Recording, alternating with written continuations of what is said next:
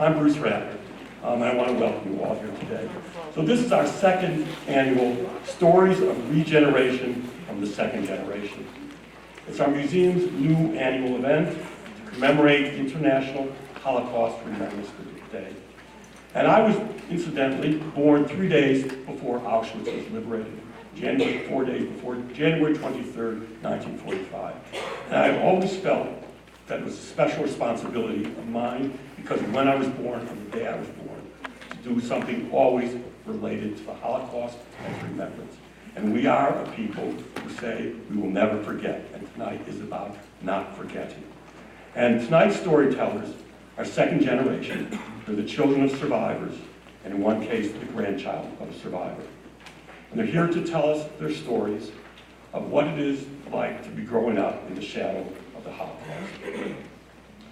With the eyewitness generation unfortunately leaving us, this generation, second generation, and third generation are ever more important to remind us and keep us cognizant of what happened and what kind of experiences they had and how it affected them. And so I'd like to thank our storytellers because it takes courage to really come up here and tell your stories. It's not easy. It's basically telling something about your life that is very special, very often something that no one has ever really heard before. So it is very courageous of you to do that, and I'd like to thank you. I'd also like to mention we have a special coach who helps us do our storytelling, Bonnie Levison, and she is terrific. We've used her in the past. She's really one of the great storytellers. When it comes to thank you, I want to thank Lily Safran for sponsoring our public programming, as she has so kindly done over so many years. And now it is my pleasure to welcome somebody very special, the host of tonight's event, Amichai Lau-Lavie. So Amichai is the originator and director of Storytellers, as well as the spiritual leader of Lab Shul. He will be ordained as a rabbi very soon, in June or July, and that's very special. I have had the honor of now knowing Amichai, and I must tell you, he's one of the very special people that I know in so many ways. He's really revolutionizing the thinking of a spiritual leader, and we're very fortunate to have him, and he himself is the child of a survivor. Amichai.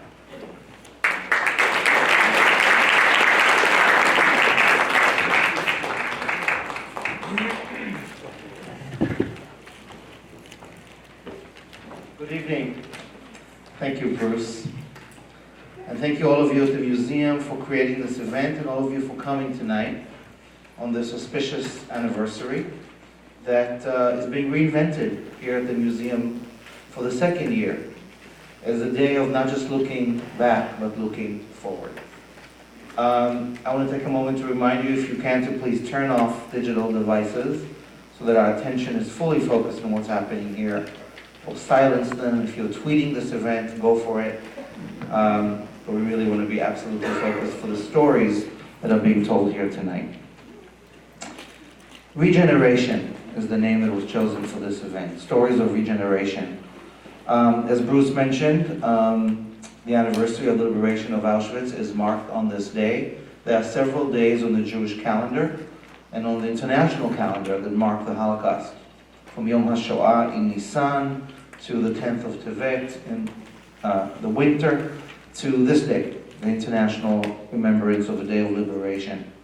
Coincidentally or not, on the Jewish calendar, this week we also marked another day, which is Tu B'Shvat, the birthday of trees, a minor holiday that has blossomed over the last few decades into an environmental day of consciousness and into a day of connecting to nature, to trees, to fruit, to the ecosystem of our lives. But there's a hidden secret to Tu B'Shvat that I want to mention tonight because it's connected to our theme of regeneration. Thousands of years ago, our ancestors came up with this idea of Tu B'Shvat as an annual day that marks the birthday of trees. And they thought why and when, and there's practical taxation reasons for that original holiday. And they decided that this time of year, the full moon of winter, is the perfect season to mark trees, because on this night, the roots of the trees know how to stop drinking last year's rain and begin drinking this winter's rain.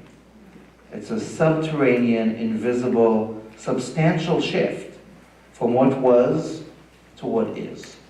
And because of that extra reading into nature that the sages came up with, Tu B'Shvat is marked now. And it's a night of regeneration, moving from the past with our eye to the future, always holding on to where we came from, with our eye on where we're going. So I think it's appropriate that on this night, 71 years after the liberation, we are still here in the Tree of Life, telling our stories, remembering our ancestors, in some of our cases, our beloved parents, some still alive, some have passed away, and sharing with all of you, and I'm sure some of you are linked to this story in very intimate ways, our way of regeneration. I'd just like to ask by a show of hands, how many of you were here last year at this event? Okay, so luckily we have new storytellers and new stories to share. How many of you are second generation or third generation or first generation? So we're basically sitting around a bonfire tonight. Forget the stage and the frontal. We're sharing stories with each other, and I hope that what happens on stage here tonight is just a kickoff for our conversations later at the reception and throughout, where we can keep on sharing these stories with each other and grow and learn. I want to thank our pianist who joined us and who's going to have a special role tonight, Zissel Slepovich, who will be our marker of time. And I'll be introducing the storytellers in just a moment. There are 6 of us. We've each been given about 8 minutes max to tell a personal story from our parents, and in one case from our grandparents, who are survivors, and how we took their stories into our lives, and what are we doing with this legacy. The stories are very different and moving, and should we get excited and go overboard with our time, this is going to give us a very light cue, something like that.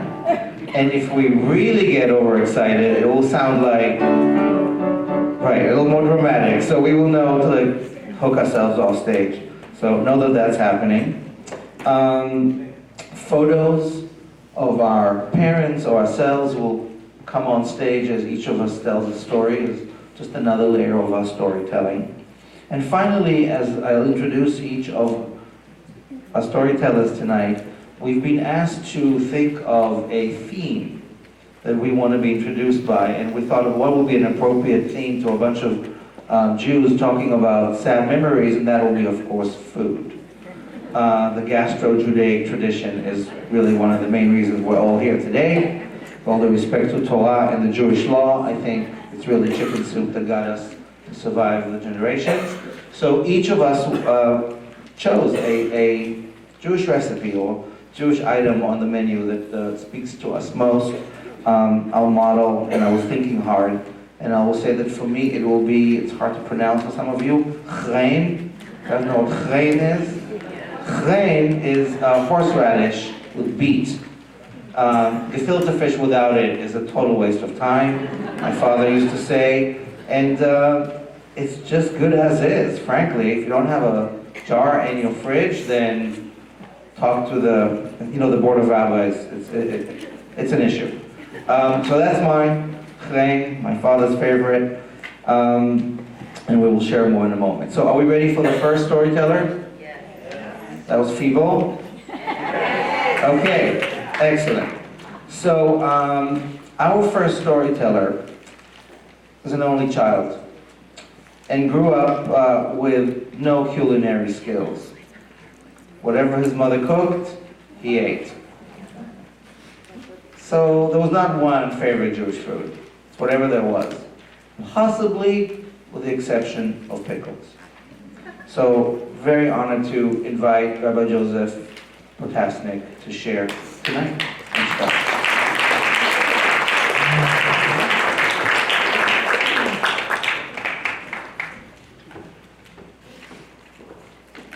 Thank you, Amichai, and Thank you, Bruce Ratner, who I've come to learn is a graduate of Menschlichkeit University, and thank you for all you do for our community.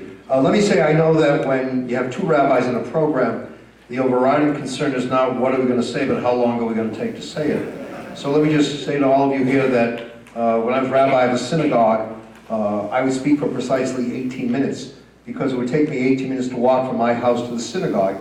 Every moment as I was walking, I prepared the sermon. So the length is determined from where I'm coming from to where I have to be. Amichai, I came here tonight from Brooklyn. The traffic was rather heavy, but I assure you I will adhere to your time concerns. When I was talking to Bonnie, she asked me to reminisce, and she said, what question were you asked when you became a rabbi? I said, the question that I was asked repeatedly is, why did you become a rabbi? As a matter of fact, my mother at first could not accept it. Some of you would appreciate this. She wanted me to be a doctor. How unusual. And she would call me on Wednesdays in the office. She said, you know, if you had listened to me, you wouldn't be working today. Because Wednesdays historically was a day off for doctors. But I grew up in a home where we had pictures. We had pictures of 5 children. I asked my parents who they were, and they said, someday we'll tell you. And I want to confess, I never pressed the issue. I never knew who they were till years later, when I learned from my cousins that they were the 5 children who belonged to my parents. They had lost their spouses, they had lost their children, they married one another after the war. I'm a product of that second union. And then one evening, as a student at Yeshiva University, I went to Yeshiva because I was very close to the hometown rabbi in Lynn, Massachusetts. Elie Wiesel was giving a talk. And he spoke about that famous episode of 2 people in a wilderness with 1 canteen of water. If both drink, both die. If one drinks, one will survive. The question becomes, who should drink from the canteen? And keeping with Talmudic tradition, there's an argument. And finally, the resolution of that debate is that the person who owns the canteen drinks the water. Because as we say in Jewish law, chayecha kodmim, your life takes precedence, you own the canteen, you're fortunate. But Wiesel added the following provision. He said, but you know, when you are able to drink that canteen of water, you walk away feeling that you owe something to the one who didn't drink the canteen of water. So I learned that evening, there was an immediate reaction, that I had to do something. Because I always felt those kids were my family. I had to do something to perpetuate their memory. And that's why I became a rabbi. And I remember my bar mitzvah, because, you know, in all these bar mitzvah celebrations, you have to light candles. And the band leader, whose name was Bernie King, went over to my dad and he said, you know, the custom is at these parties, we have to have 12 family members lighting candles, and the bar mitzvah boy is the 13th. And I'll never forget my father's words. We don't have 12 family members. We have friends who are like family. But Hitler took away all of our family. So I come here tonight, and I brought with me a stone. It's a stone I carry with me quite often. It's a stone that comes from my parents' graves in New Jersey. See, some years ago, Jack Kemp, congressman from Buffalo. Bruce, can I mention a Republican here? Is it all right? But Jack Kemp spoke at the dedication of the Holocaust Museum. He took out a little stone. He said, a family I met in Buffalo came to Buffalo following the Holocaust, and they had witnessed Kristallnacht, the night of the broken and shattered glass. And they took a stone out of their pocket and said, Mr. Kemp, Congressman Kemp, this was part of our shul. Carry this with you wherever you go, to remember those who were not remembered by many others. So, once again, listening to him, I said, you know, we have a custom of going to a cemetery and putting a stone on the headstone, the footstone. Not such a bad idea to take a stone with us. and to carry it wherever we go, to once again remember those who were not remembered. I read something recently that I think bears repetition. There is a woman who survived the Holocaust. She lost her kids. She was a volunteer in a maternity ward in a New York hospital. And she tried to make it a point to be there when Jewish kids were born. And she would say the following every time a Jewish kid came into the world: "The Yiddische Volk hat bekommen a neuen Kind." Jewish people acquired a new child. So I thank you for allowing me to come here tonight, to remember those who taught me in my home that I was the new child. Because finally I learned years later that I was their only child of that particular marriage. We Jews, I think, have an interesting tradition. You know, there was a magazine years ago called Life, and after Life there was a magazine called People, and after People there was a magazine called Us, and after Us there was a magazine called Self. Started Life, People, Us, Self. But the tradition we Jews have is what? We read from right to left. So I think we children of survivors have learned over the years, it may begin with self, but ultimately it's about all of us who need to survive as a proud people who care very much about life for all people. Thank you very much.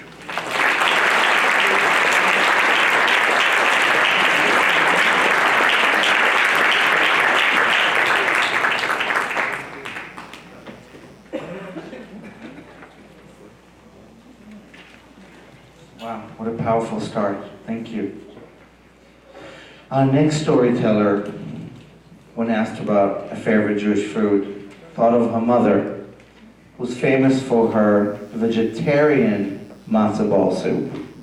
The reason it's a vegetarian matzo ball soup is because that mother's grandchildren became vegetarian, and so she adapted, and even cooked said soup on the Martha Stewart show.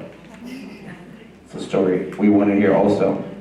I'm very honored to invite my dear friend Esther Foer to share with us her story.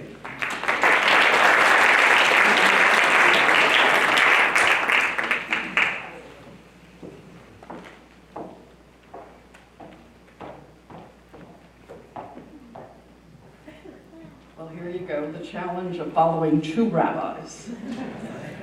I want to tell you a little bit of a different kind of story. My 10-year-old granddaughter, Sadie, loves to hang out with me in my home office. Actually, some of my grandchildren call it Grandma's playroom. And one day she was sitting down there with me, and she looked over at an old shoebox filled with a handful of kind of faded, tattered pictures from Europe. And she said, almost to herself, but loud enough so I could hear, "How will I know who those people were?"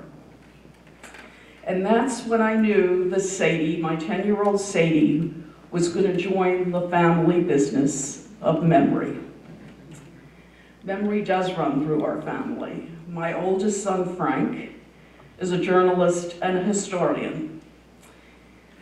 Sadie's uncle, Josh, much to all of our amazement, became the U.S. memory champion. And Sadie's uncle, Jonathan, wrote a book, a Holocaust novel called Everything is Illuminated, in which he said Jews have 6 senses: the sense of hearing, the sense of sight, the sense of smell, the sense of taste, the sense of touch, and the sense of memory.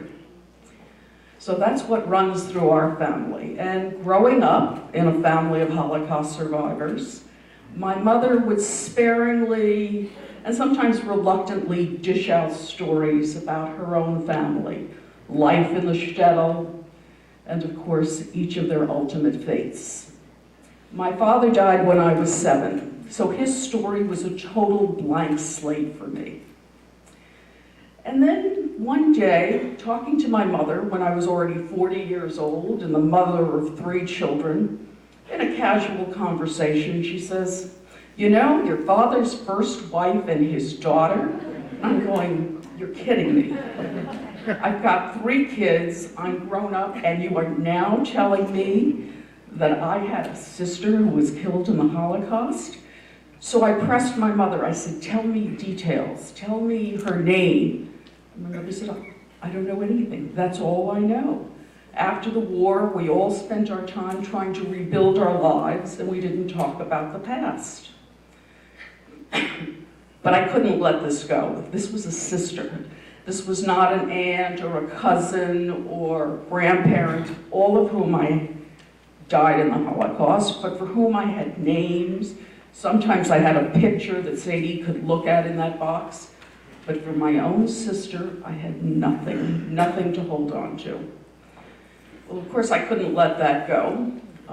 So as I traveled, I would do research, I would talk to people. One day in Israel, late at night, just before I was ready to leave on a plane the next morning, I met a woman who actually knew my father before the war. And she started telling me these amazing, precious stories that I could hold on to. And I said, "But he was married." And she said, "Yes, his wife's name was Zipporah." Okay, great. And I said, "And they had a child, they had a baby." And she said, "I don't know. There were lots of babies who were killed." I said, "Don't you remember a name?" And she said, "No." What my mother did give me was a picture of my father with the family that she thought hid him during some part of the war. So I had that to work with.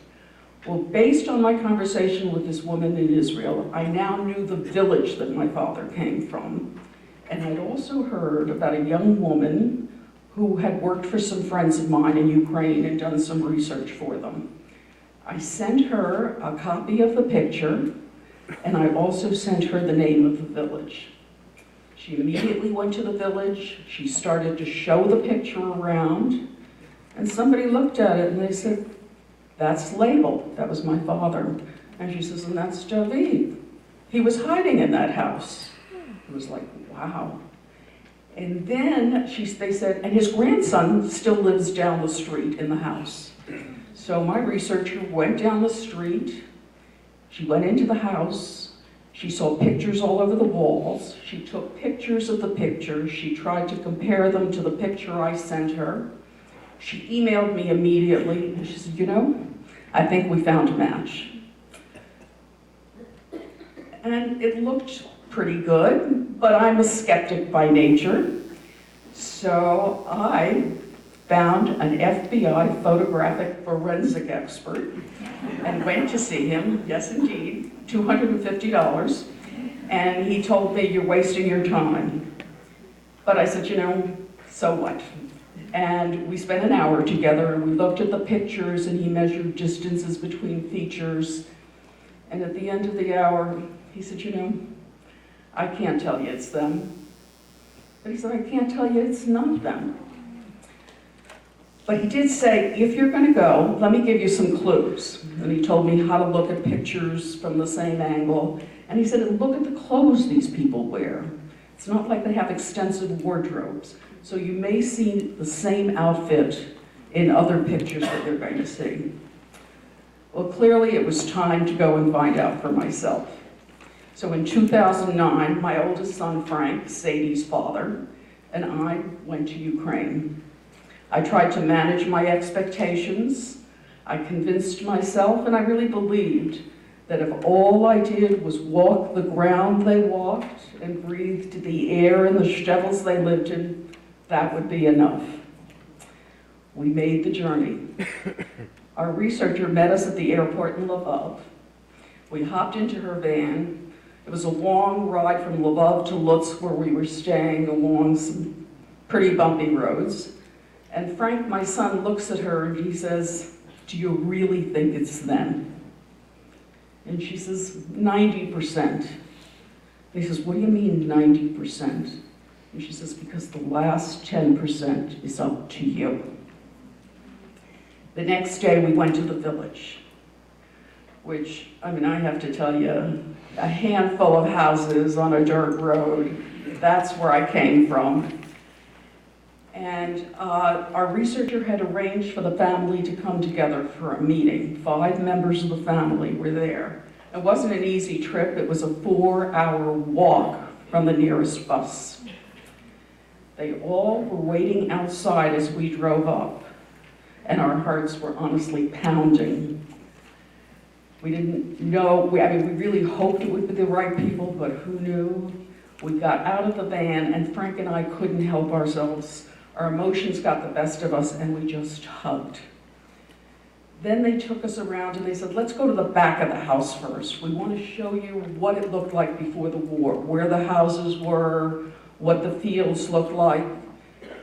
And the first thing they said was, the trees were all gone. This is perfect for Tu B'Shvat, actually. All the trees were gone except for one. There was a pear tree that was still there. And I walked up to the pear tree and I pulled out my Ziploc bag. I always carry a Ziploc bag, you never know what you're gonna bring back. Pulled out the Ziploc bag and I started pulling leaves off the pear tree. Because in my mind, my father, my sister may have eaten pears from this tree. And this was a piece of evidence, a memory that I could bring back. I have to say, honestly, my son was horrified. And there's no telling what the Ukrainians thought of this. But I didn't care. This was one trip and I was bringing this back. Then we went inside the house and there were pictures, family pictures all over. And I, of course, was examining each of the pictures, trying to see if it really was a match. And Nadia, the matriarch of the family, saw me doing this and she said, my grandfather always wore the same shirt. It was an unusual shirt. It was a shirt with a high collar and 2 buttons at the top that his wife made for him and then later his daughter made for him. And it was like, bingo, that's the shirt in my picture. So I looked over at Frank and I said, can this really be? Do you think this is really them? And Frank says, 110%. Meanwhile, while we're all poring over pictures and these revelations, an old woman walks in from down the street, complete with a scarf on her head and a cane and gnarled fingers, and she just joins right in the conversation. And she's full of revelations about the village, and then she picks up my picture. And she said, oh, that's Label, my father. And she said, we knew he was hiding in this house. I remember when he came out after the war. And it's like, wow, this is real. And then Frank looks at her, builds up his courage, and he says, he had a family. And she said, yes, Zipporah, the seamstress, was his wife. And they had a baby. And she says, no baby. It was a little girl. She was 5 or 6 years old. She had long hair. She liked to play with a ball. And at this point, we are totally breathless. And then she looks over at me and she says, your sister's name was Asya. 67 years after my sister was killed in the Holocaust, I was able to reclaim her memory, and I had her name. I put her name, and the name of her mother, Zipporah, in the Yad Vashem database. The leaves from the pear tree now sit in a beautiful glass jar on my mantle. And I, after all this time, will be able to preserve Asia's memory, and my beautiful granddaughter, Sadie, will have that memory to pass on. Thank you.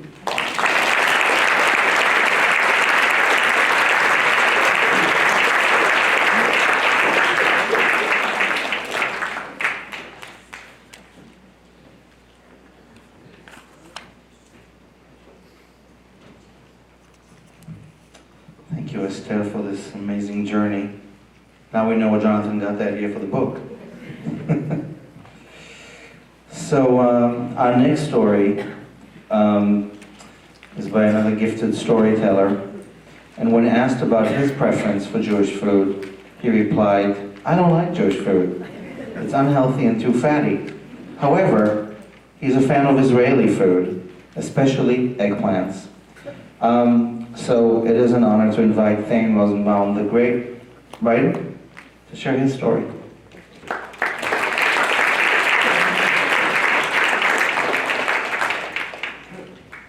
Good evening, everyone. Thank you for being here on this really unusual but eventful evening. Let me start off by telling you that I'm here under extreme duress. This is so not my thing. Don't get me wrong. I mean, I like stories and storytelling. In fact, I'm a storyteller by profession. I'm a novelist. I've published 5 novels, all of which dealing with post-Holocaust themes, all of which involved children or grandchildren of Holocaust survivors. But I make things up. I live in the world of imagination. This is personal. This is supposed to be real and true. And the real novelist's job is to conceal, to distort, almost to create a world of grotesque portraiture, something that is inspired by an emotional truth, but isn't in any way literally true. It all started for me with that book 20 years ago. 20 years ago, I think it's over 20 years ago. It's my first book, Elijah Visible. And it, in fact, won the Edward Lewis Walland Book Award for Best Book of Jewish American Fiction. And I like to say that only because I realized, in listening to Esther, that her son won this book many years later, made the award. The book deals with the life of Adam Posner. In each of the chapters, he's a different person, different profession, he looks different, but in each instance, the only thing that's a common to each of the chapters is that he's a child of Holocaust survivors and his parents died. I was once a frustrated lawyer who wanted to be an artist, and I took a leave of absence and to write a book, and that's the book that came out. I am a child of Holocaust survivors, but I didn't intend to write a book about the Holocaust. I had no idea what the book would be about. That's what showed up. I certainly wasn't looking to write anything for the second generation. I didn't see myself as a Holocaust crusader. In fact, I can tell you, my parents died when I was very young, and they never mentioned the Holocaust. Everything I learned about my parents was after they were killed, after they died. I did not realize that they were both survivors of concentration camps. The interesting thing, however, is when the book came out, everyone, all the reviews, instantly wrote that Thang Rosenbaum is a child of Holocaust survivors. They were fixated on this idea. It didn't help that if you look at the very bottom, Elie Wiesel's endorsement is, Thang Rosenbaum is obsessed with the Holocaust. Thank you, Elie. I think it says his stories are written with sensitivity and pain, but I think that was sort of a giveaway of sorts. But everyone was interested in my story. And I would go do a book reading at Barnes & Noble. A woman would raise her hand and she would say, "Are you Adam Posner?" And I would say, "No, I'm Thang Rosenbaum, that's Adam Posner." She said, "Are you the characters in your book?" And I said, "No, this is a work of art. You are reading it as a memoir, but it's not. It's a work of fiction. My personal story is merely incidental to the art." Someone else would raise their hand and say, "I feel so horrible for you. You had such a terrible childhood." And I would say, "Wait, I had a great childhood. He had a terrible childhood. My childhood was actually quite fine." I received a call from a professor of Jewish studies from Drew University here in New Jersey. And he said, "We are teaching your course, I'm teaching your book, Elijah Visible, in my course in Holocaust theology here at Drew University. It's right 30 minutes away from New York City, and why don't you come and visit the class?" He said, "It's a course in Holocaust theology. All of the students are graduate students in divinity studies, and there are no Jews." And I said, "No Jews, great. That means they won't be obsessed with the Holocaust." So I agreed to do this, and they said you could rent a car. It was sort of fun. It was my first book being taught in university. I drove out to Drew. And, you know, he's right. It's only 30 minutes away. I drove out there, and it was a lovely fall day. The class was around the time of dusk. There was crackling leaves everywhere. There was people walking around with their backpacks, and it was just a lovely, leafy, bucolic experience. And if you didn't know better, you'd think it was New Hampshire. And I walked into the classroom, and the class was large. There were a number of students there. I couldn't tell from their appearances whether they were Jews or not. But they invited me, they welcomed me. I noticed that there were steel desks, a fairly Spartan spare room. On the teacher's desk, there was a boombox on one side and a set of bongos on the other. I didn't know what that was, but I learned later it's because after each one of the classes, they would dance. They would get involved in a spiritual dance, and I, at that point, worried that I would be required to dance. You know, this was a spiritual dance. These are divinity students. They frankly didn't have enough to do, so they danced at the end of class.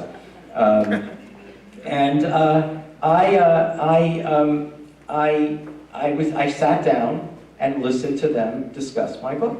And it was very odd, curious and odd. I thought, well, if it was a class, an English class, they'd be discussing it as a novel. But no, they were talking about it as a work of theology.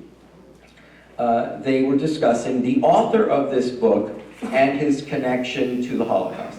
The author of this book and his connection to God. And I thought, I'm the author of this book. And I don't feel a connection to the Holocaust. And I don't really feel much of a connection to God. And I was listening, and they really hadn't called upon me yet. They were just talking about the book. And I thought to myself, you know, the book may be an artifact of the Holocaust. It may even be a mutation of the Holocaust. But it's not about the Holocaust. It's about a child of Holocaust survivors. And it's about the legacy of the Holocaust, but it's certainly not about the Holocaust. And I said, everyone, let me say I really enjoy hearing all this, but you know, I am a fiction writer, and I'm afraid that you have been misreading my book. At that point, one of the students raised his hand, and he said to me, but are you not a child of Holocaust survivors? And I said, yes. My parents never talked about the Holocaust. It never came up in our conversations. I don't even know that much about the Holocaust. It's background entirely. And then he said, well then, you are the event. I said, what?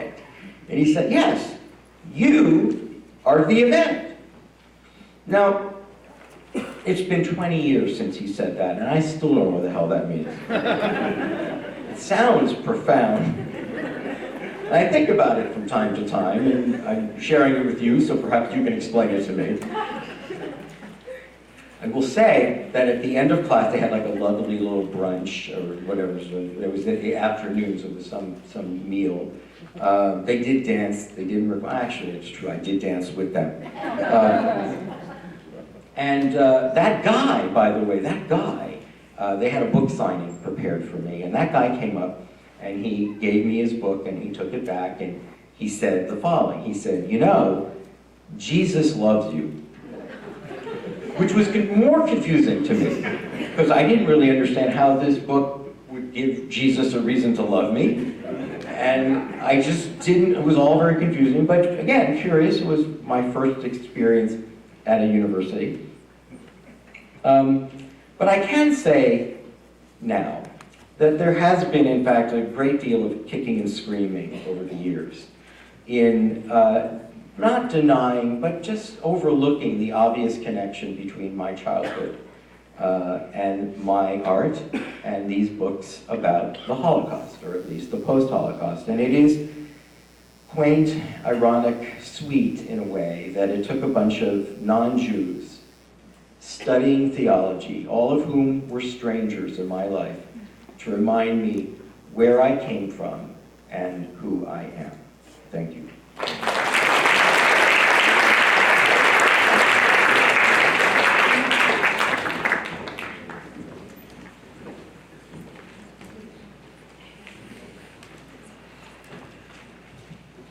When I stood here last year, it was just a few weeks after rising from Shloshim, from the month after the passing of my father, Amichai Lau-Lavie, Zichrono Livracha. And it was difficult and poignant to be here. I remember him in this context of second generation. Tonight, almost a year later, I want to share with you a story that I started telling shortly after his passing. A few of you here from my community, from Lab Shul, have heard it. And George, I'm sure you've heard it as well. This is a story about a song, a sacred song, that became in many ways my father's theme song, and after his passing, a song that means a lot to many of us, and that I have taken upon myself to teach and to sing and to tell about. And tonight I want to share that story with you. For me, the story begins around that time. This is 1983, this is in New York City. I'm about 13 years old. My father is sitting there with a shtreimel, and I'm at his feet. My uncle and some of our cousins from Borough Park are sitting there as well. And this is Hanukkah, 1982, 83. I'm about 13 or 14, and my father is going over to Borough Park for a Hasidic tish at the Bobov Rebbe, the Hasidic leader of the Bobov dynasty, who's a distant cousin, and invites me to go along. I'm a 13-year-old kid, not interested. I didn't go. I didn't know that what I missed was not just what must have been a fantastic Hasidic tish, but a tish is a Hasidic gathering, but a incredible reunion. A moment that can really only happen once in a lifetime. And a song that erupted out of memory and the past into the present and now into the future. This is the same song that would be played and sung many years later at my father's funeral, and since then in many Friday nights in our shul and many other places. Here's the story of the song. December 1944. My father is 17 years old. He's got a younger brother, 7 years old. This is the first night away from their mother. Earlier that day they had been separated at Piotrikov at the camp outside their hometown, where they had been for a few years. My father's father, the rabbi of the town, had been taken 2 years earlier with one of their brothers. The mother and the two brothers managed to survive in one of the factories and still work. Until that day in 44, when abruptly there was a selection, abruptly my grandmother threw the little boy at my father's arms and said, "Tulek, take care of Lulek." And off she was sent to a women's camp, and they went off to Chenstochov, a work camp not far from there. Two brothers alone in the winter, ending up in one of those barracks in this camp. And my father describes in his book, my uncle describes it in his book, that night, that first night, it was a Friday night, Shabbat, it was Hanukkah. And they're alone in this barrack, bitterly weeping. And from the corner of the barrack, my father hears a tune. He hears a familiar song. Hundreds of men in this barrack, and he climbs quietly over there. The boy had fallen asleep finally, and he hears the tune he knows from Shabbos in Krakow, where they often went as children, where my grandmother was from. And he knew the tune for Mikdash Melech, for the Chadodi, the Friday night prayer. And he knew it when he was a kid from the Baba Shul, where Yosel Mandelbaum, the cantor, used to sing this tune. I won't sing it because I'll break down. But it's a beautiful tune. It's a waltz, really. And my father hears the singing, and he crawls over, and it's Yosel, the cantor, minus his big beard. The few other folks singing, davening, praying. And Shenstachov, middle of the night. And my father described how he sat with them and talked to them and sang with them in a moment of faith. Some kind of light penetrated his heart in the middle of this darkness. He said a few words, he climbed back to where he was with his brother. The next morning he went over to Rabbi Yosel, and he had still a little copy of one of the biblical volumes that he still had in his backpack from home, and he gave it to Rabbi Yosel as a gift, as a thank you. And knowing my father, who was very precise, this was a big gesture. It was a thank you for a moment of faith, for a song, for a hymn in the middle of this darkness. The words that they sang, Mikdash Melech Ir Melucha, Kumi Tzei Mitoch Ha'afecha. There is a temple, there is majesty, a city, the hope. Rise, rise from this destruction. Rav lach shevet be'emek habacha. Enough sitting in this valley of woe. V'hu yachamol alai chemla. There is pity, there will be compassion. God will redeem. So he gave Rabbi Yosef this chumash, this Bible, and they were separated. He didn't see him again, and a few weeks later they end up in Buchenwald, my father and his brother, and in the selection room among all the piles of stuff there, he sees that book. So he knows that Rabbi Yosef arrived in Buchenwald, but he never finds him, he looks for him. And the months go by, and the story is courageous. My father's persistence to life and to save himself and his brother to continue the rabbinic dynasty to live is astounding. And they are liberated April the 11th, 1945. Fast forward, 1983, 1984. My father goes over to Borough Park to be with the Baba of the Rebbe at a tish. At this point, he's the Consul General of Israel in New York. And he sits there with the Baba and he says, you know, whatever happened to Yosef Mandelbaum, the Chazan from Krakow? And the Baba says something to someone who says something to him, whispers to one of the Hasidim, and a man shows up with a long white beard. The Chazan, Yosef Mandelbaum, is alive.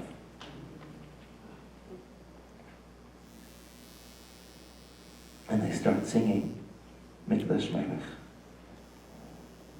And my father describes in his book, and said this to us several times, there were thousands of Hasidim in that room. He didn't see them. He also didn't see them. They were back in Shenstachov in that night.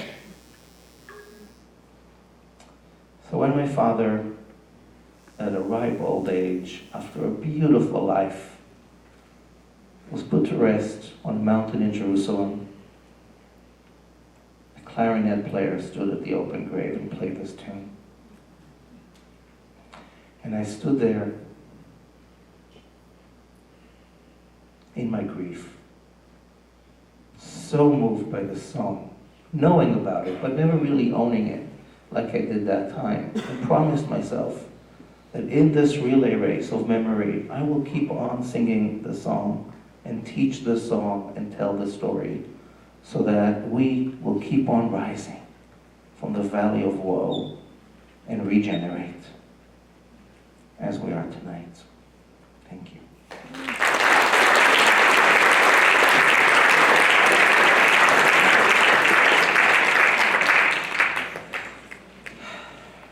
So back to food, to nourish our souls and our memories. Our next storyteller tonight thought about chopped liver. Wouldn't be the same without it. Particularly chopped liver that is served with crackers, made by her mother, who made delicious chopped liver, just like everything else she made was delicious. So Rita, Lerner, it's an honor to invite you up here.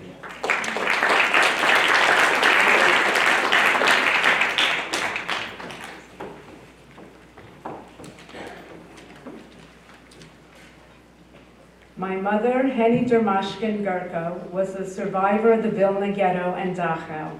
My father, Simon Gerko, survived in Siberia. They met on the boat coming to America. This is a picture of them when they met on the boat. We were always aware of our missing family, and there was always a sadness with my parents, especially around the holiday times, when we would sit at the table and ask my parents why we didn't have grandparents and a lot of family. My mother began to tell us at an early age what happened. My father was much more protective. He wanted to wait till we were older. In spite of their sorrow, we were brought up in a very loving home. When I grew up and started raising a family of my own, I felt very lucky. I lived in a beautiful community in Englewood Cliffs, New Jersey, and my children had cousins, aunts, uncles, and grandparents. My sister Vivian, who's here tonight, joined the second generation group, and she would ask me to come to meetings. I wasn't interested in going to those meetings. I had other friends who were involved in many other organizations and committees. I wasn't interested in going to those either. I wanted to continue living my suburban life, raising my children, without the obligations of going out to meetings. There was one particular mother in my son's nursery school class who was very involved in UJA. She would always say, come to a meeting, come to an event. One day she came in and said, UJA is having a luncheon and a Holocaust survivor is speaking. I thought that sounded interesting. In those days, there weren't many opportunities where you could hear a Holocaust survivor speak. I went to the luncheon. It was in a beautiful home in Tenafly, New Jersey. All the women were so beautifully dressed.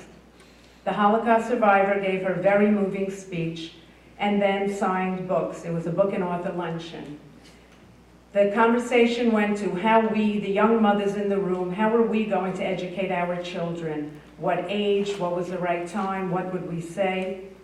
They asked there who was a child of Holocaust survivors. Around 7 or 8 of us raised our hands. We exchanged phone numbers at the luncheon. On my way out, my very good friend Ellen came up to me and said, Rita, why would I tell my children about the Holocaust? It happened to your mother, not my mother. I was in shock. All I could think of saying was, Ellen, it happened to my mother, not your mother, just because of where she lived. Your mother was lucky enough to live in the United States, and my mother lived in Poland. I couldn't believe that a woman from Bergen County, a Jewish woman, would think that the Holocaust wasn't important enough to share this story with her children. I was very upset and frustrated. My dad had died years before. My mother was getting on in age. Who would be interested in these experiences? The Holocaust was not a popular subject. There was no Schindler's List. There was no Washington Museum. I went home, and I couldn't stop thinking of that comment. I sat down to read the New York Times like I did every day, and I started reading an article. Mayor Ed Koch had established a Holocaust Commission, and they were going to build a Holocaust Museum in New York. I couldn't believe it. I knew right then and there that this is what I was going to get involved with. I called the information, asked for the Holocaust Commission, and got the number. The woman answered. I said, I don't know what I could do to volunteer. I'm a daughter of Holocaust survivors. If you need me to stuff envelopes, I'll stuff envelopes, but I'd like to be involved. She told me that a young group was formed by a Holocaust survivor, Rosa Stridler, and they had monthly meetings. I called all the girls that I met at the luncheon who were children of Holocaust survivors, and off we went to the meeting. I became very involved. About a year later, I went on a very moving mission to Poland with the Holocaust Commission. The trip was life-changing. I realized how lucky I was to be born as any child of Holocaust survivors. It was a true miracle, the miracle of our parents' survival. 10 years later, at the opening ceremonies of this beautiful museum, my mother was given the honor to sing the Hatikva and the Star-Spangled Banner. My mother was a singer. After the war, when Leonard Bernstein came to Germany, he accompanied my mother in 3 concerts, in 2 DP camps in Landsberg and Feldafing, and 1 in Munich. As my son David and my nephew Jonathan walked my mother onto the stage, I felt so proud. There she was with the Statue of Liberty in the background, the first symbol of hope and freedom that she and so many survivors saw when they first came to this country. I knew that day that my family's story and the story of so many Holocaust survivors would never be forgotten. Today, it's nearly 30 years that I'm involved with this museum. Sharing my story here in this beautiful theater, in this important museum, makes me so proud. Getting involved in this museum has changed my life. It has given me so much more than I could have ever imagined, including meeting wonderful friends that are like family to me and opportunities that I never would have had. If you have a voice in you telling you to act or raise your hand, listen to it. You never know what changes can happen in your life or those around you. I want to thank my friend Ellen, who's still one of my dearest friends who's here tonight, for sparking in me something I didn't know was there. Thank you.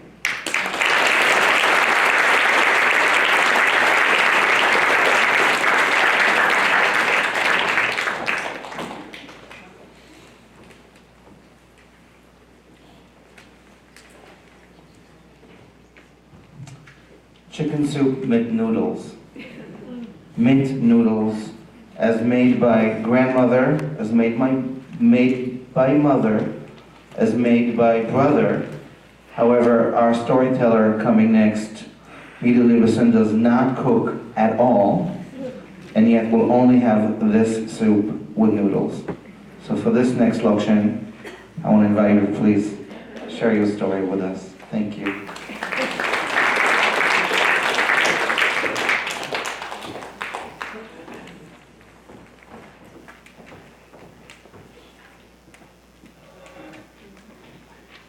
I have to apologize to you all.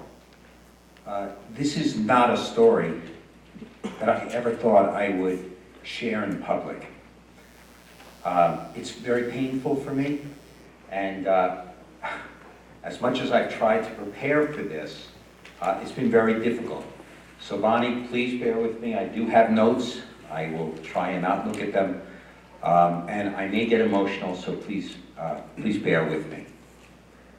I'm here because, for the most part, back in November, Bruce sent me an invitation to see the screening of a new documentary called What Our Fathers Did, A Nazi Legacy. Very briefly, the movie is a documentary about two friends, sons of high-ranking officers, SS officers, and their perspectives of being legacy of mass murders, and each other's reality of what their fathers did. One completely denounces even the existence of his father.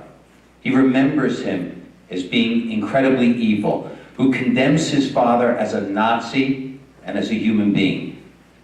The other is unwilling to condemn his father in any way, unable to accept the depth of his father's involvement in countless atrocities, even when given irrefutable evidence of his father's actions. After watching the movie, and during the Q&A session afterwards, I suddenly felt completely alone, even though I was sitting right next to my fiancée, Melissa. Almost breathless, I realized at that moment that my brother Danny and I are living the sequel to the movie. That we, two brothers, can have such radically different perspectives of our father.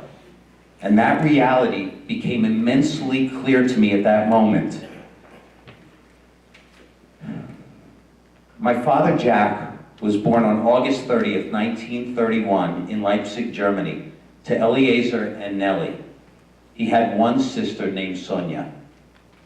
At the age of 10, he, along with his family, were taken from their home by the Gestapo and sent to the ghetto at Riga.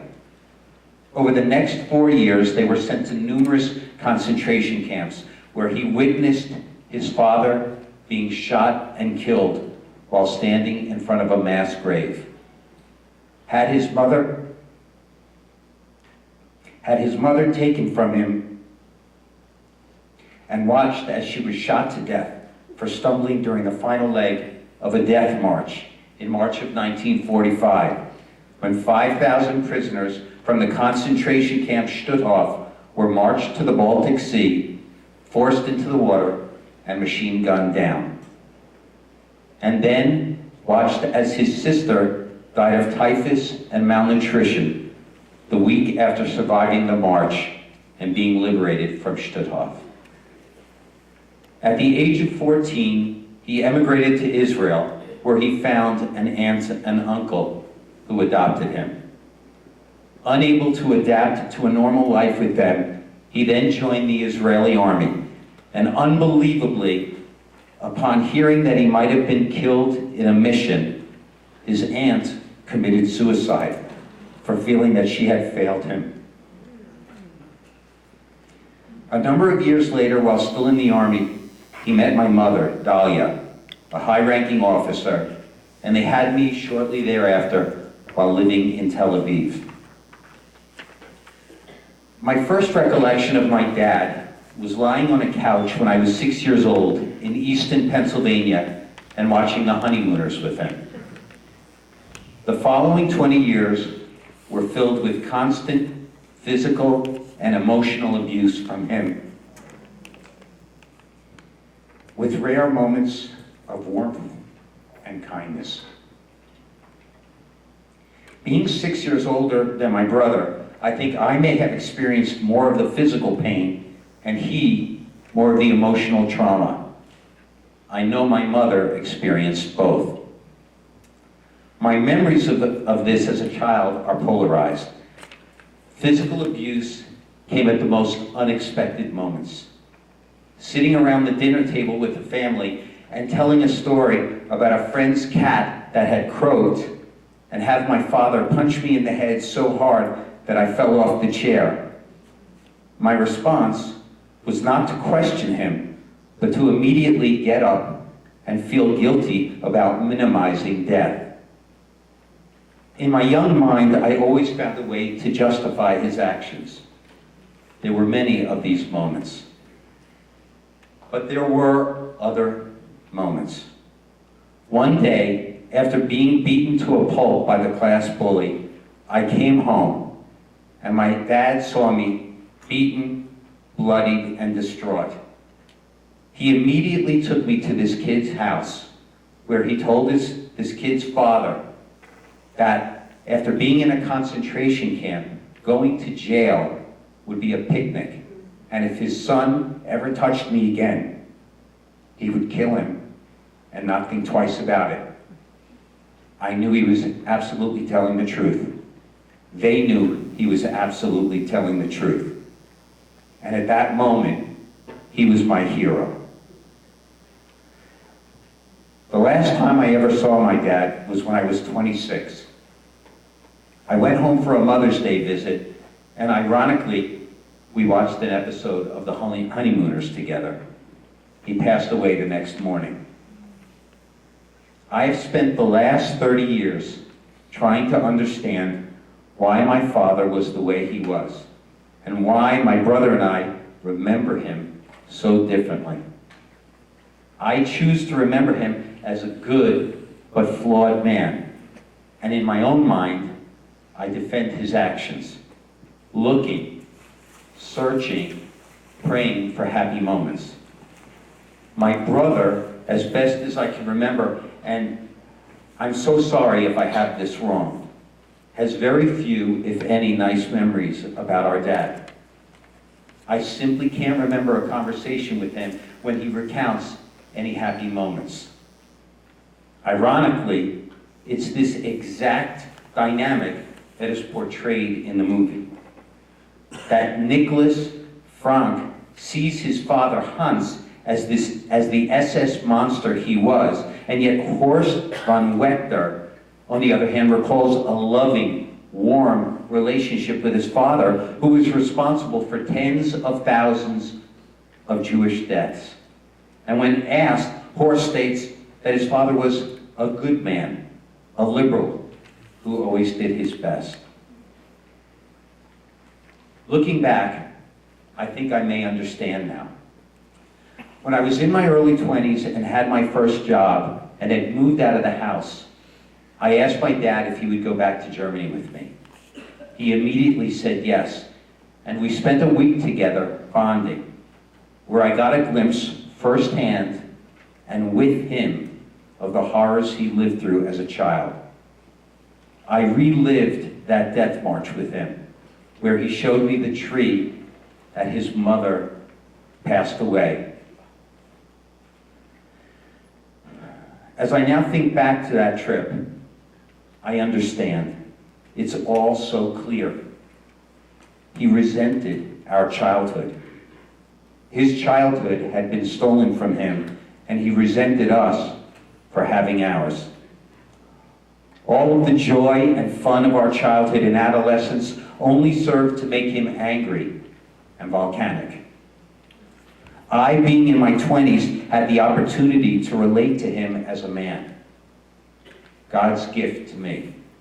My brother never had that chance, as my dad died at 54 when he was just 17.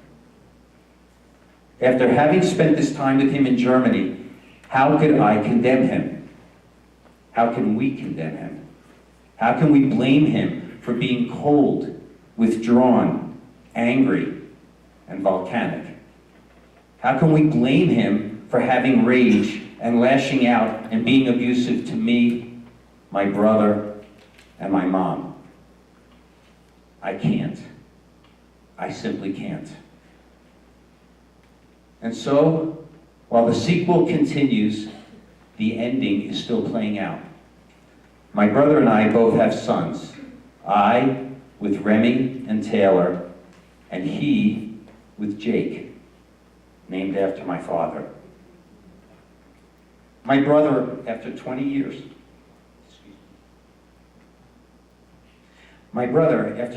of practicing law, went back to school and got his teaching degree, and now teaches 7th grade social studies in one of the most difficult schools in the city. He continuously uses images of our dad and the Holocaust as examples of violence and bigotry to kids who experience it in their own way. And I have chosen to become involved with this museum. And I've placed a plaque on the wall downstairs in honor of his memory, so that my dad looks down and maybe sees that my brother and I, every day, try to understand a little bit better what he went through.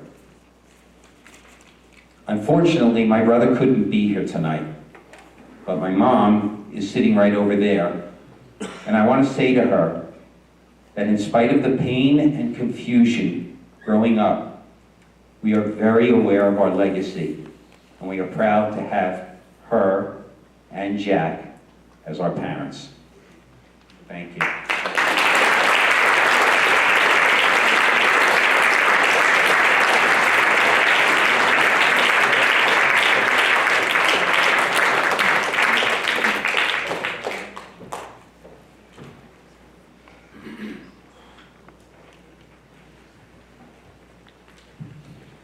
Mitti, thank you for sharing that difficult story.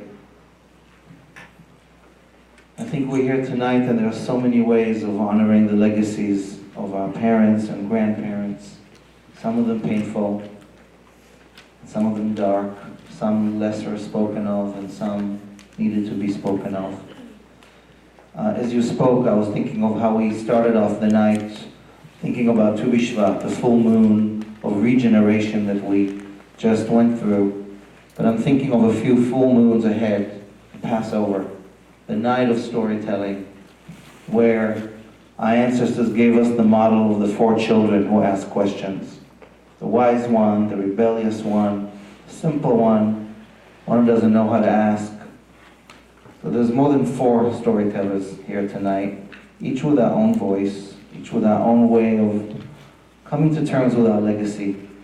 And all those of us here tonight in the audience, as I said earlier, we're really sitting around a bonfire. Many of us with our own stories of ancestors and legacies. And it's, you talked about chicken soup with noodles. It's a soup with a lot of things in it. Also noodles. Thank you. So our last storyteller tonight is a third generation, a granddaughter. And does anyone here have had lime whip? Sarah, it says you're on your own here.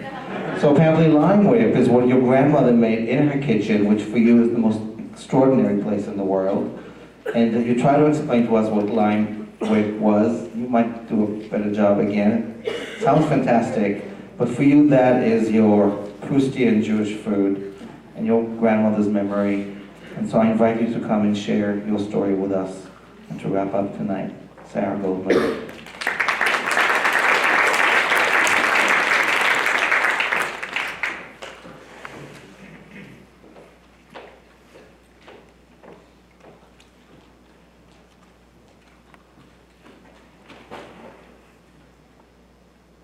I'm standing in this decrepit Jewish cemetery in the tiny village of Yashkanovka, Poland. There are weeds everywhere. Big brown snails are crawling among the few remaining tombstones. My knees feel weak. I just learned that there's a mass Jewish grave only a few feet away. I feel overwhelmed. When I was growing up in California, my mom Renee used to tell me stories before putting me to bed at night.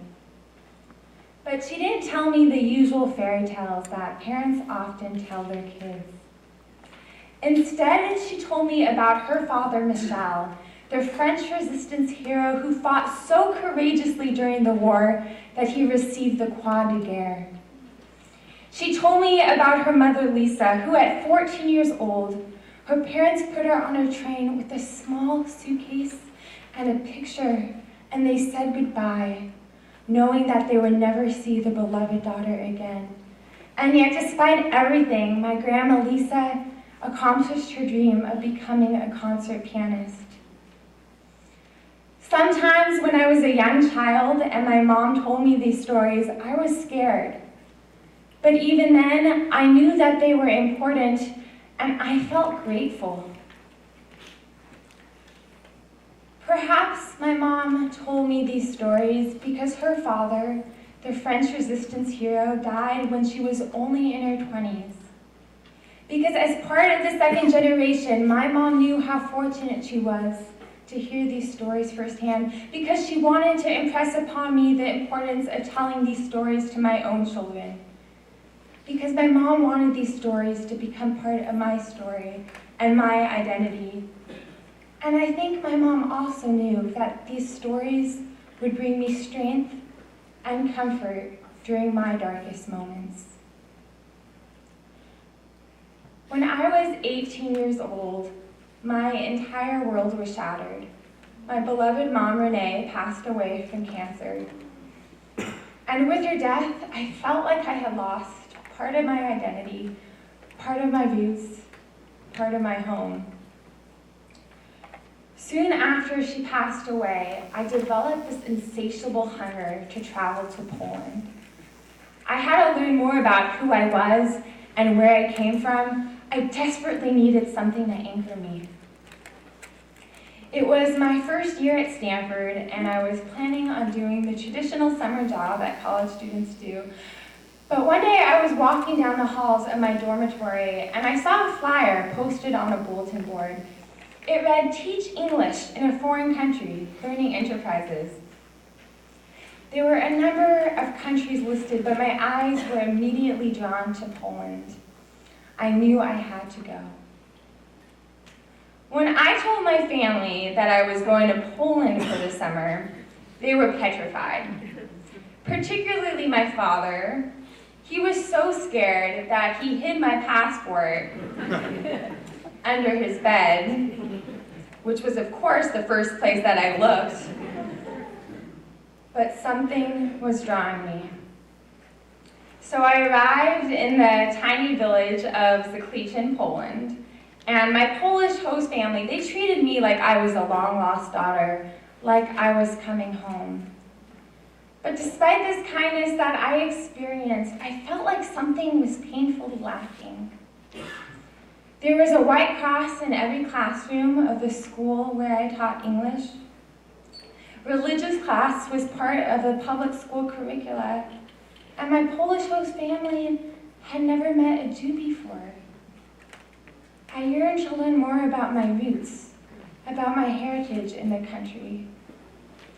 And so, with the help of this kind tour guide and historian named Tomas, I started taking trains to the various villages and cities and towns where my family had lived before the war, to places like Lumja, Bielsk, Bialystok. And in these places, I saw holes on the doorposts, holes where the mezuzahs used to hang, and these holes reminded me of the gaping hole left in Poland with the destruction of Polish Jewry. I felt emptiness. One day, Tomas and I took a train to the tiny village of Yashkanovka. My great-great-grandmother, Leah Tickotsky, had lived there. My bubby, who makes the delicious lime whip, she still makes it, made it last week. She told me about Leah Tickotsky when I was growing up.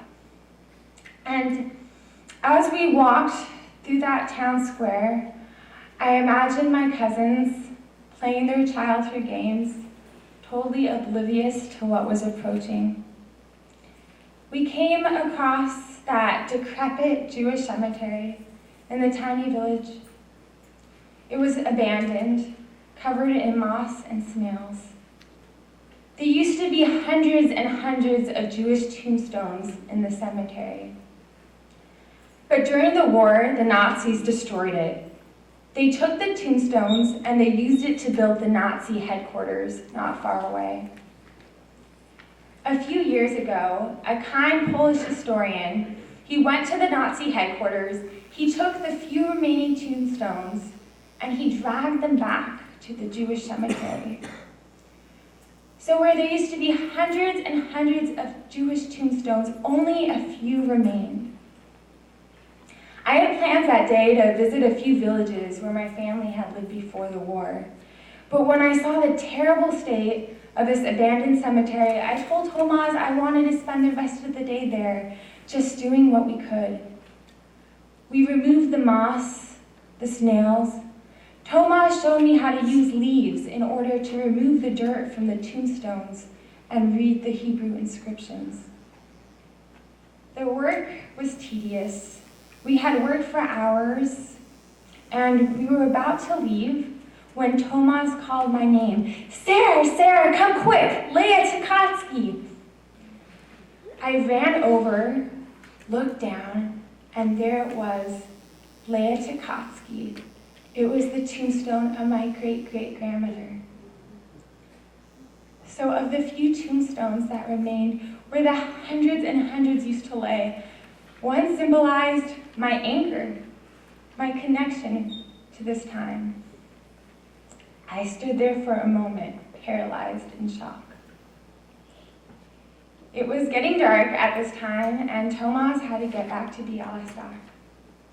We had driven for about 15 minutes from that tiny village of Yashkanovka when I begged him to go back. I had to go back.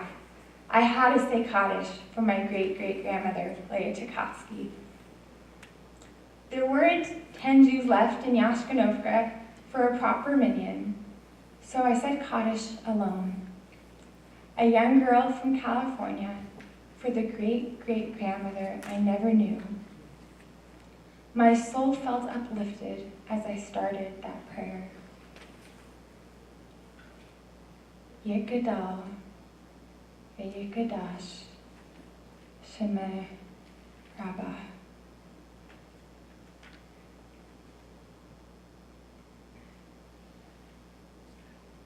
During my journey in Poland, I discovered the remnants of a lost world, the world of the vibrant Jewish shtetls.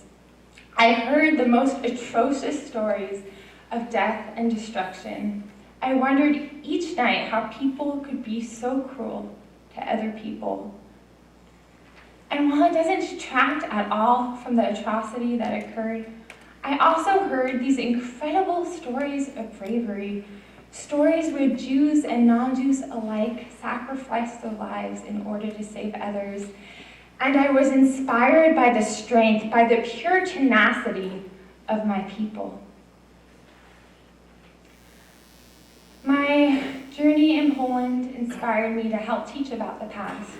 And to this end, I returned to Poland the first chance I got. I filmed a documentary on the subject, which ultimately aired on PBS, and I also worked with Polish school children to restore part of a cemetery, a Jewish cemetery in Białystok that the Nazis had destroyed. For many of the children who worked on this project with me, this was their first exposure to the genocide. But I knew when I left Poland that the impact of our work would fade. The weeds that I so arduously pulled out would grow back. And so if I'm lucky enough to have a child one day, I will tell her about her great-grandfather Michel, who fought so courageously during the war. I will tell her about the vibrant Jewish shtetls that flourished for hundreds of years. I will tell her the stories of survivors who she will never meet, but whose stories will become part of her story and her identity. I will tell her that these stories should inspire her to do acts of kindness, and that our story of survival, despite all odds, should bring her strength and comfort during her darkest moments. And one day, I'll take her back to that decrepit Jewish cemetery in the tiny village of Jaszczynówka, Poland, and we will say Kaddish together for the families, the lost communities, the survivors who she will never meet, people who have shaped us into who we are and who continue to strengthen us as we move forward. And for that, we will always be grateful. Thank you.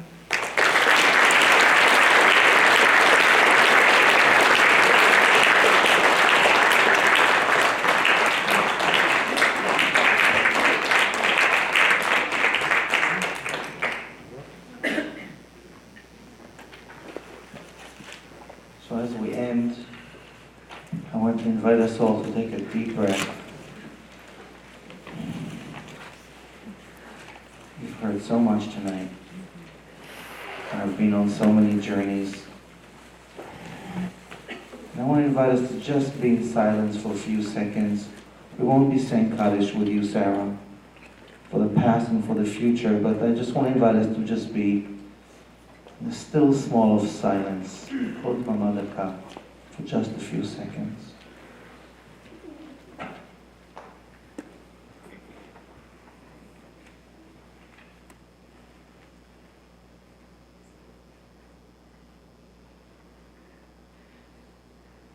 It's a profound privilege to be here tonight, to hear these stories, to share these stories, to know that we are still here 71 years later, to do what this museum does so well, remind us of our legacy, of our living memorial, of our commitment to human rights, civil rights, to Jewish identity, to a better world. And I hope we walk out of here tonight committed to doing what we can to make this world blessed with these memories, so these memories become blessings, and we are the walking blessings. So join me in thanking, first of all, our unemployed pianist tonight. We're all on time. Thank you for the beautiful silence, and thank you for being on time. I want to thank the wonderful, wonderful people here at the museum. Alyssa, Sam, who are part of the team, Bruce, and many of the trustees who are here, some of them among the speakers. Thank you for your sacred work in making this place so important. The team here working behind the stage, Bonnie, who coached us so eloquently. Thank you. And finally, each one of us for choosing to be here tonight on this auspicious night. May we be here next year, third time's a charm, and may our legacy of sacred stories keep on living. Thank you. Good night.